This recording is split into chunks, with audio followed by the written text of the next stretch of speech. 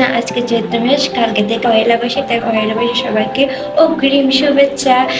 আজকে থেকে শুরু হচ্ছে বৃক্ষ দেবীকে জলপ্রদান। বৃক্ষ দেবী হচ্ছে তুলসী দেবী, তুলসী দেবীকে আজকে থেকে আপনারা দীর্ঘ 1 মাস জল প্রদান করবেন।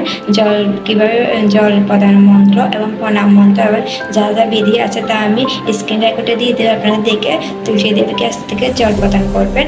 আর এই মাস হচ্ছে মধুসূদন মাস। এই মাসে নিরামিষ খেলে, ভগবানের সেবা করলে, ভগবানের যুক্ত থাকা, ভগবানের নাম প্রচার করা এই মাসে করলে অবশ্যই ভালো পুণ্য লাভ হয় এবং ভগবানের কৃপা লাভ হয়। আর আপনি ভগবানের প্রচার করুন, বেশি বেশি করে ভগবানের কথা অন্যজনকে প্রচার করুন, তাহলে ভগবান আপনার কৃপা লাভতে হবে।